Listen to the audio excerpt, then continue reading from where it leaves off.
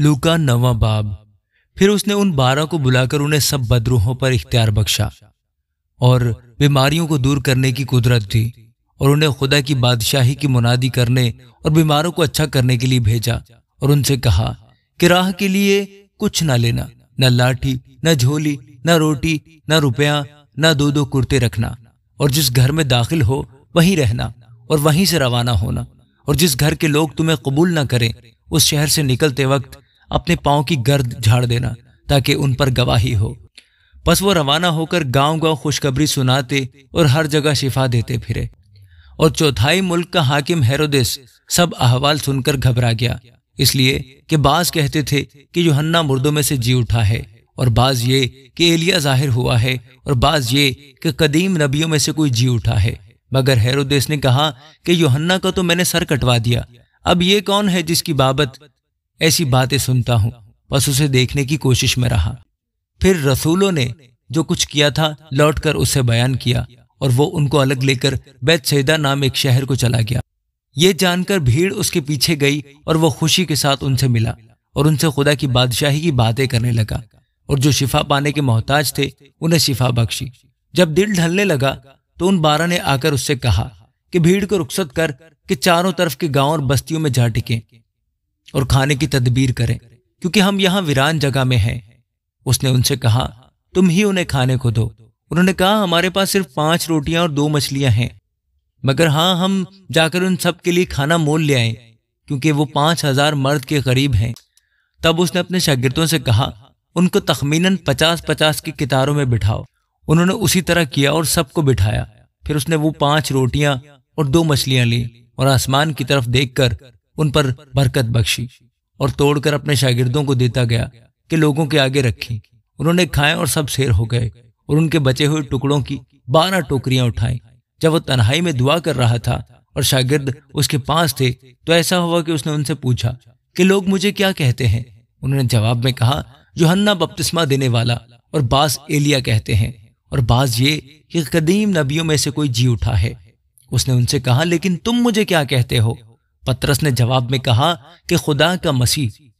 उसने उनको ताकीद करके हुक्म दिया कि ये किसी से ना कहना, और कहा, जरूर है कि इब्ने आदम बहुत दुख उठाए और बुजुर्ग और सरदार काहिन और फकीह उसे रद्द करें और वो कत्ल किया जाए और तीसरे दिन जी उठे। और उसने सबसे कहा, अगर कोई मेरे पीछे आना चाहे तो अपनी खुदी से इनकार करे और हर रोज अपनी सलीब उठाए और मेरे पीछे हो ले, क्योंकि जो कोई अपनी जान बचाना चाहे वो उसे खोएगा, और जो कोई मेरी खातिर अपनी जान खोएगा वही उसे बचाएगा। और आदमी अगर सारी दुनिया को हासिल करे और अपनी जान को खो दे या उसका नुकसान उठाए तो उसे क्या फायदा होगा? क्योंकि जो कोई मुझसे और मेरी बातों से शर्माएगा, इब्ने आदम भी जब अपने और अपने बाप के और पाक फरिश्तों के जलाल में आएगा तो उससे शर्माएगा। लेकिन मैं तुमसे सच कहता हूँ कि उनमें से जो यहाँ खड़े हैं, बाज ऐसे हैं कि जब तक खुदा की बादशाही को देख ना लें, मौत का मजा हरगिज ना चखेंगे। फिर इन बातों के बाद कोई 8 रोज के बाद ऐसा हुआ कि वो पतरस और यूहन्ना और याकूब को हमरा लेकर पहाड़ पर दुआ करने गया। जब वो दुआ कर रहा था तो ऐसा हुआ कि उसके चेहरे की सूरत बदल गई और उसकी पोशाक सफेद बुर्राक हो गई। और देखो, 2 शख्स यानी मूसा और एलिया उसे बातें कर रहे थे। ये जलाल में दिखाई दिए और उसके इंतकाल का जिक्र करते थे, जो यरूशलेम में वाक़या होने को था। मगर पतरस और उसके साथी नींद में पड़े थे, और जब अच्छी तरह बेदार हुए तो उसके जलाल को और उन 2 शख्सों को देखा जो उसके साथ खड़े थे। जब वो उससे जुदा होने लगे तो ऐसा हो कि पतरस ने यीशु से कहा, ए उस्ताद, हमारा यहाँ रहना अच्छा है, बस हम 3 डेरे बनाएं, एक तेरे लिए, एक मूसा के लिए, एक एलिया के लिए। लेकिन वो जानता ना था कि क्या कहता है।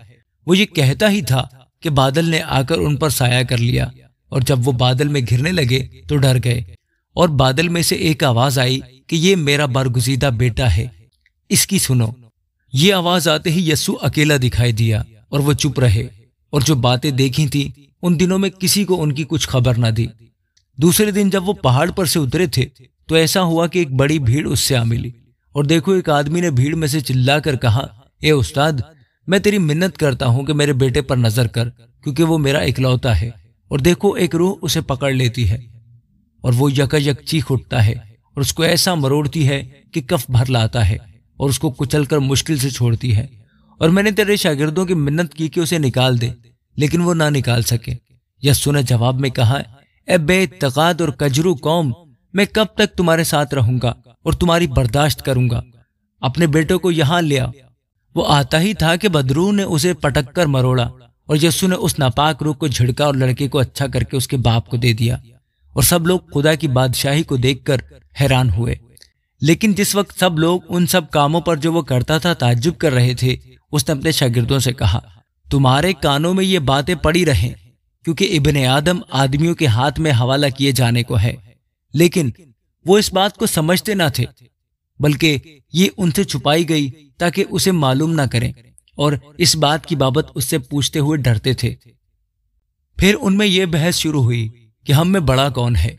लेकिन यस्सु ने उनके दिलों का ख्याल मालूम करके एक बच्चा को लिया और अपने पास खड़ा करके उनसे कहा, जो कोई इस बच्चा को मेरे नाम पर कबूल करता है वो मुझे कबूल करता है, और जो मुझे कबूल करता है वो मेरे भेजने वाले को कबूल करता है, क्योंकि जो तुम में सबसे छोटा है वही बड़ा है। यूहन्ना ने जवाब में कहा, ए उस्ताद, हमने एक शख्स को तेरे नाम से बदरूहें निकालते देखा और उसको मना करने लगे, क्योंकि वो हमारे साथ तेरी पैरवी नहीं करता। लेकिन यस्सु ने उससे कहा कि उसे मना न करना, क्योंकि जो तुम्हारे खिलाफ नहीं वो तुम्हारी तरफ है। जब वो दिन नजदीक आए कि वो ऊपर उठाया जाए, तो ऐसा हुआ कि उसने यरूशलेम जाने को कमर बांधी और अपने आगे कासिद भेजे। वो जाकर सामरियों के एक गांव में दाखिल हुए ताकि उसके लिए तैयारी करें, लेकिन उन्होंने उसको टिकने ना दिया, क्योंकि उसका रुख यरूशलेम की तरफ था। यह देखकर उसके शागिर्द याकूब और यूहन्ना ने कहा, ए खुदावंद, क्या तू चाहता है कि हम हुक्म दे कि आसमान से आग नाजिल होकर उन्हें भस्म कर दे, जैसा एलिया ने किया?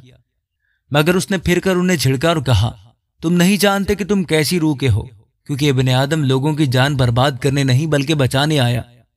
फिर वो किसी और गांव में चले गए। जब वो राह में चले जाते थे तो किसी ने उससे कहा, जहां कहीं तू जाए मैं तेरे पीछे चलूंगा। यस्सु ने उससे कहा कि लूमड़ियों के भट्ट होते हैं और हवा के परिंदों के घोंसले, मगर इब्ने आदम के लिए सर धरने की भी जगह नहीं। फिर उसने दूसरे से कहा, मेरे पीछे चल। उसने कहा, ए खुदावंद, मुझे इजाजत दे कि पहले जाकर अपने बाप को दफन करूं। उसने उससे कहा कि मुर्दों को अपने मुर्दे दफन करने दे, लेकिन तू जाकर खुदा की बादशाही की खबर फैला।